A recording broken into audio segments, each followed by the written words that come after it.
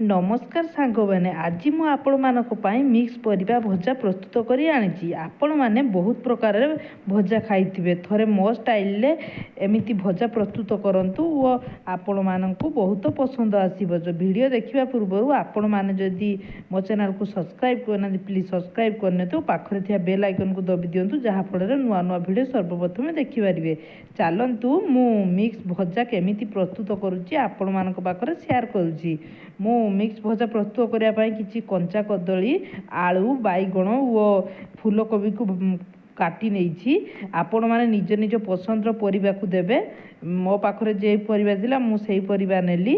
एबे से सब को देखंतु काटी नहीं एबे सेथिरे मसला देवा पई मु 2 चामच पुस्तक 2 चामच सोरिष गोटे चामच जीरा गोटे चामच धनिया एसबू को दे अल्प किसी पानी दे मु स्मूथ गोटे पेस्ट प्रस्तुत करें। देखु गोटे पेस्ट प्रस्तुत करनेली तावारे तेल दे देइथिली। प्रथमे गोटा जीरा देली तेल गरम होला परे गोटा जीरा तेल भाजिला परे मु काटी रखिथिबा परिबा गुड़िक सेथिरे देली।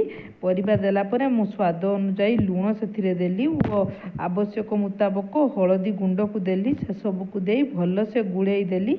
आपण मानकु केमिति लागिला एही रेसिपी निश्चित जणाइबे। एबे ग्राइंडिंग करी रखिथिबा मसला को सेथिरे मु देली।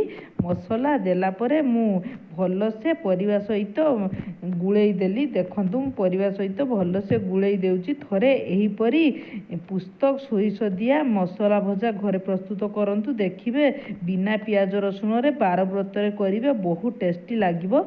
जदि एही रेसिपी को आपण मानकु भल लागि थाए मो चैनल को जदि सब्सक्राइब करनाती सब्सक्राइब करनियंतु। एबे कवर करी सिजिया पई छाड़ीथिली मझिरे मझिरे 2 रु 3 मिनिट भितरे मु कवर खुली मु परिबा गुड़ी को लेउटे देउची परिबा भल से सिजिबा पई। देखंतु मु आउ थरे कवर करी देली। एबे परिबा भल से सिजी सारिची। एबे मु एपट सेपट करी भाजी नेबी।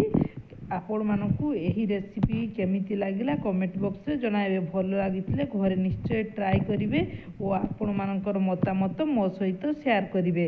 देखंतु एबे भजा मोळी गलानी भजा एबे प्रस्तुत हेई गलानी।